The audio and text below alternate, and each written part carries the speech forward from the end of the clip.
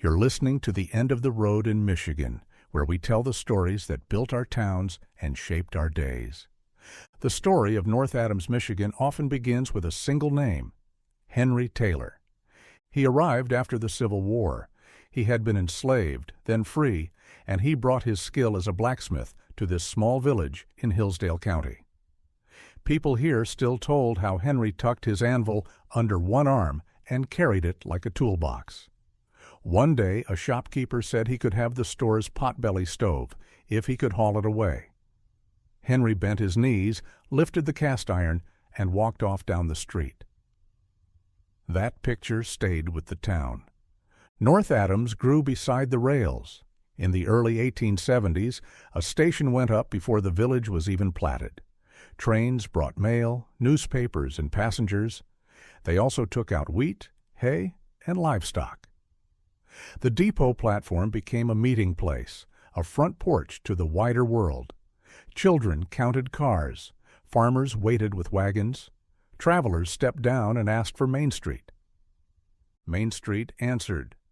The photographs show a tight line of storefronts, brick and frame, with striped awnings, display windows, and deep doorways. On the corner stood Maccabee Hall, a building with shops at street level and a fraternal lodge upstairs. A sign on one window promised one price to all. Nearby were the C.J. Knapp store and Barden's hotel. Saturdays brought teams and families into town. Errands, gossip, and a soda at the counter filled the afternoon. There was culture, too. Like many Michigan villages, North Adams had an opera house, a hall where traveling shows and community events shared the same stage. Graduations, lectures, and concerts all played to hometown crowds. In 1912, the village made a major step. A brick municipal lighting plant rose just off Main.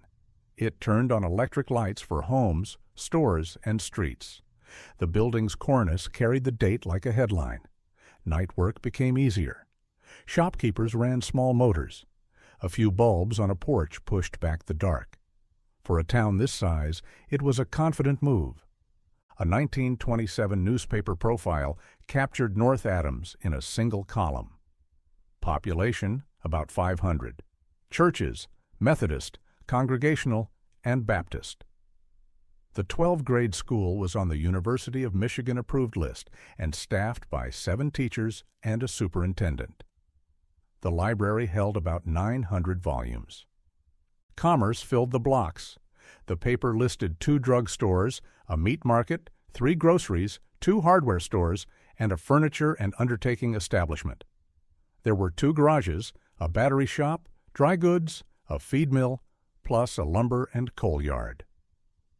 A weekly newspaper covered the births, ball scores, and board meetings. A Hillsdale-Jackson bus line ran through town. For daily life, residents had nearly everything within a short walk.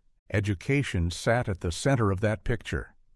But on April 23, 1927, disaster struck. Sparks from a chimney set the school on fire. Photographs show a before and after view, the neat brick building on one side, a gutted shell on the other. Only the safe school records and a few items from lower rooms were saved. Insurance covered $22,000.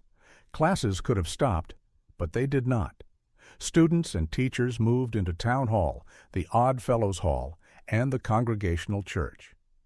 Lessons continued while plans formed for a new modern building.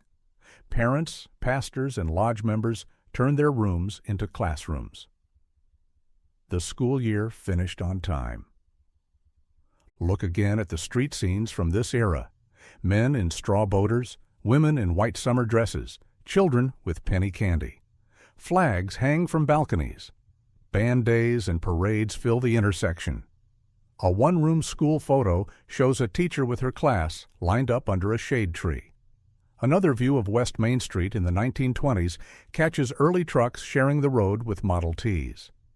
You can sense the steady rhythm of a farm town that works hard during the week and gathers downtown whenever it can. Henry Taylor's story still moves through these images.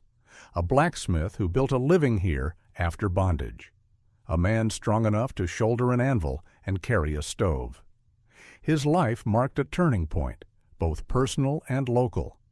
It said that North Adams could be a place to start over and be known for your work.